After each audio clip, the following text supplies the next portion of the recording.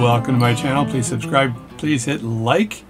And today, what are we looking at? Well, before I start, I want to shout out to Phil. I had a chat with him today. Really good guy, very smart gentleman.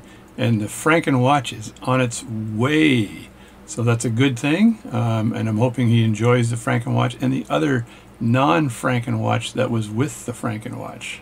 I guess it's Frankenstein and the Lady Frankenstein, or the Bride of Frankenstein. I'm alive! I'm alive!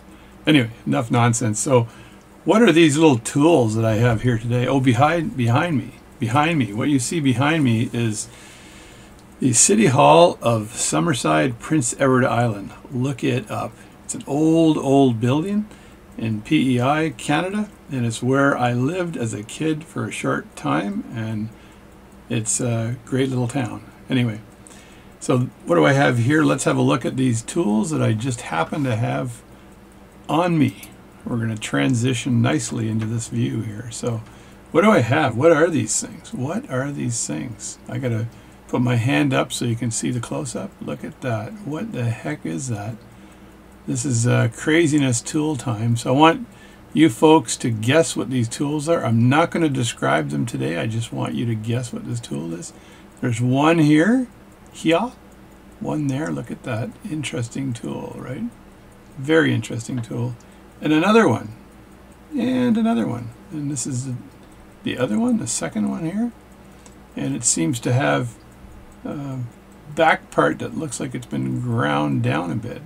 Not sure why, but it has. And so that's tool number one. So what is this tool? What do I use it for? And again, I always apologize for my long fingernails, but I do play guitar. So now I'm going to show you some tools that it's not really a what is this tool, it's a bunch of tools here. So I'm going to flip back a bit. Oh my God.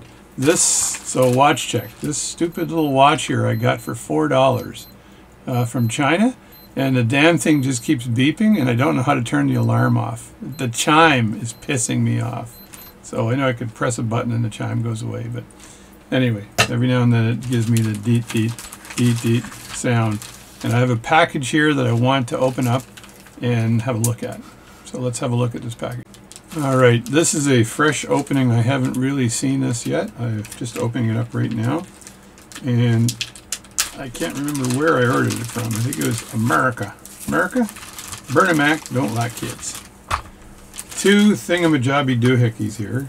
That's for Ed, who enjoys thingamajobby doohickeys. And Ed tells me that he's still watching my crazy videos. And that's a great thing, Ed. Thanks for watching the videos. I got a lot of videos off my bench. I do have a really nice wind indicator wall thumb that I have sitting on my bench right now.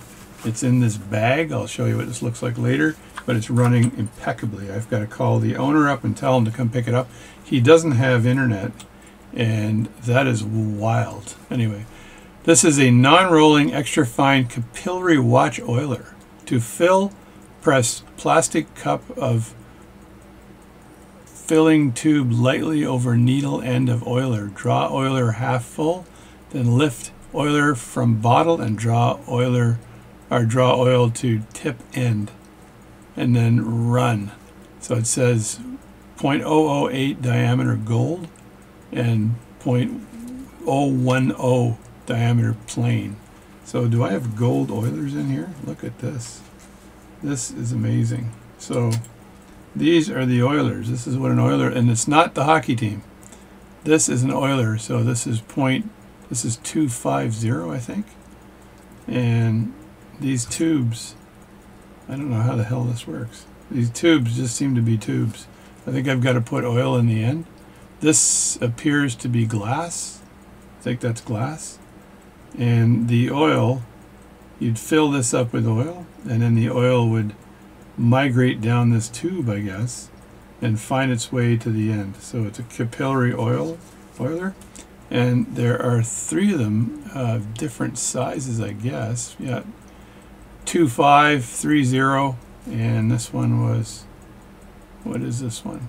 This one is point whatever, 4 something, 304. I don't know. Can't tell. I'm going to have to put this against the back of my hand so it'll focus properly. PK Oilers 25G. So these are micro oilers and they're capillary oilers. So now I'm going to have to look up what a capillary oiler is, and I'm also going to have to fix this box because this box is kind of broken. It needs to be retaped, and I like these boxes. So I'm going to put this oiler back, and I'm going to figure out how these oilers work. These oilers work. So that's one set of capillary oilers, and then the other stuff that's kind of packed in this thingamajobby, whatever hickey, anti-making babies device. There we go. It's a poor people pregnancy prevention material, I call it. So either that or you go to Walmart and get a free bag. So it's Friday. It's Friday, and it's Friday after 5. I'm not working anymore, so I will say things that I'm not supposed to say. So there we go. And what do we have here? These are not oilers. It says vacuum glass watch oilers. This is not. These are taps. So there we go. So this box of taps came with the box of oilers. So that's pretty friggin' handy, I think. I think that is pretty handy. These are taps for tapping. And do they have, I'm not sure if they have any measurements on them at all. I don't think they do. Maybe they do. This one says what? 4? What does that tap say? I think that says 4. Let me look at another tap and see what if it says anything. These could be coming. Oh, that stupid watch is buzzing again. That says 8. So these do have measurements on them. I'm going to throw this friggin' thing through the wall. Please, somebody take this off of me, okay? It's a $2 watch. It's been running forever. And actually, it was $4 on Amazon. And did I say Amazon? I meant AliExpress from China. $4. And it's keeping time. And it's bugging the crap out of me. Let me grab another tap here and see if this tap says anything as well, right? That says 2. So what I'm going to do is take these taps, and I think I'll take a drill and make a wooden block, and then number these things and stick them down in the wooden block. I think this is the best way to store these taps. It's not to store them the way they're currently stored in this old box here. But that's those. And now for the big reveal. So these thingamajobby doohickey things here, what size is this go on? Right there. I'll just use this one here. So what are these things? These are for, you ready? These are for rounding pivots. So this is a tool for pivot rounder, it says. Bergeron 5482, the Bergeron 5482. And what that does is round the pivot.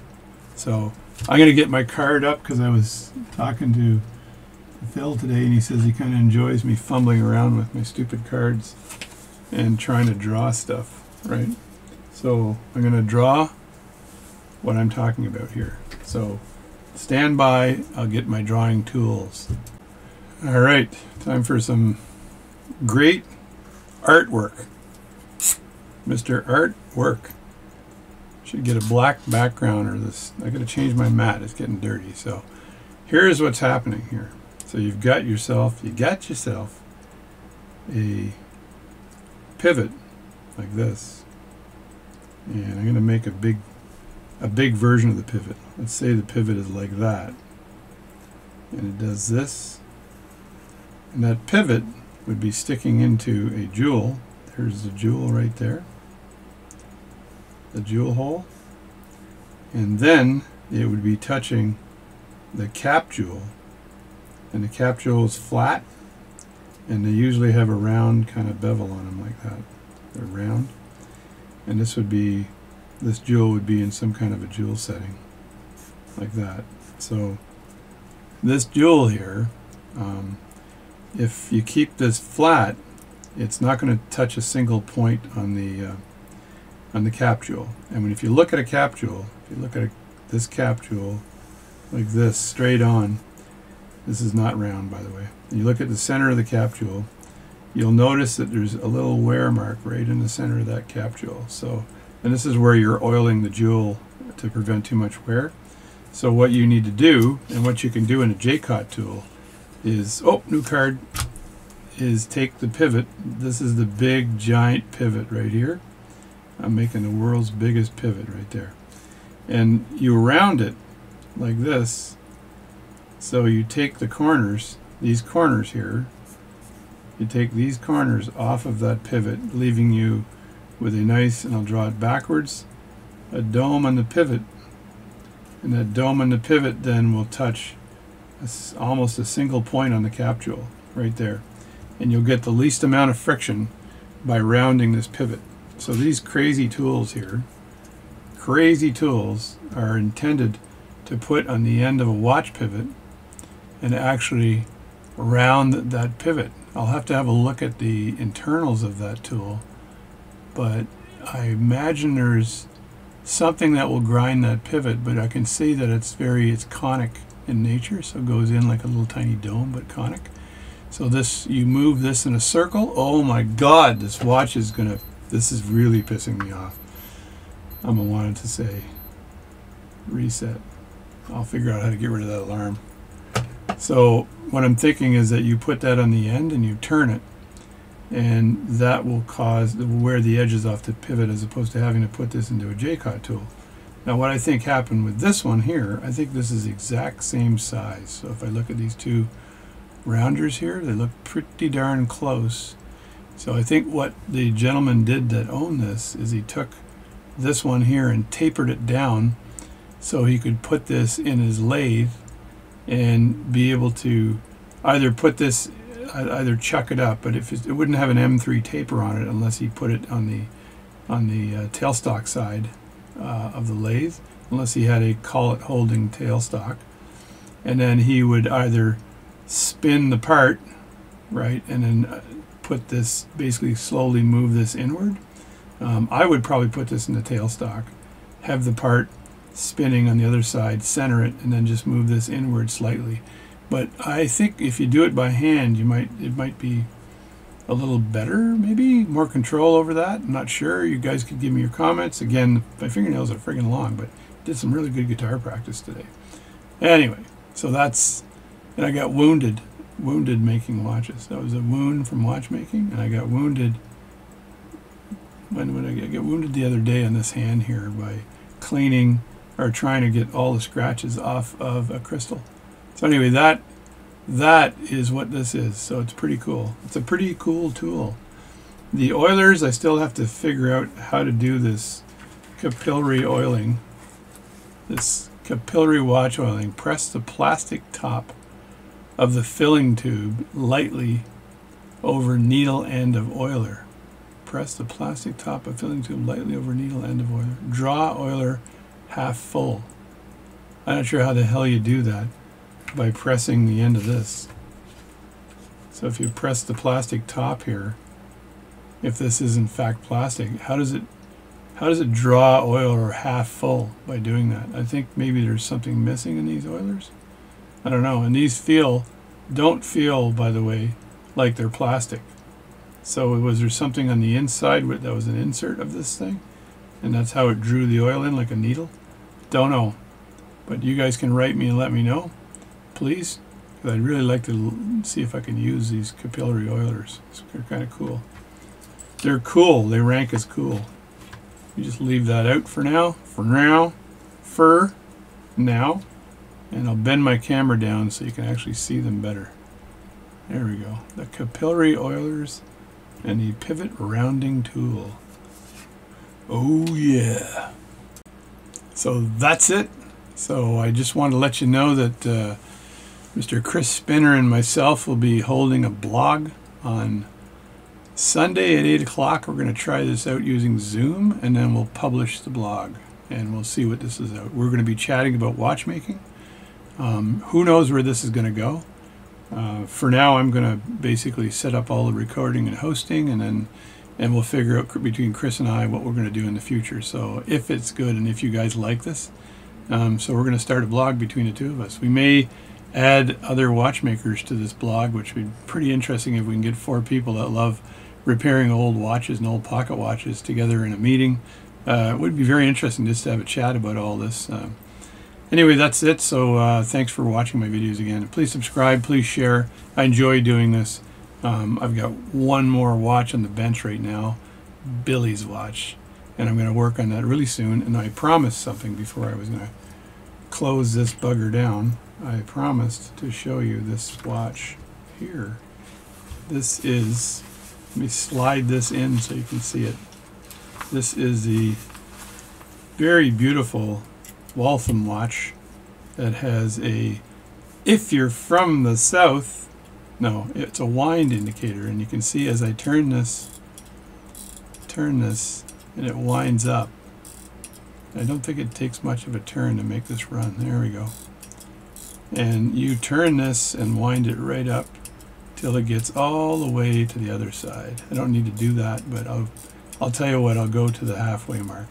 And as it unwinds, as this thing actually unwinds, it goes from down to up.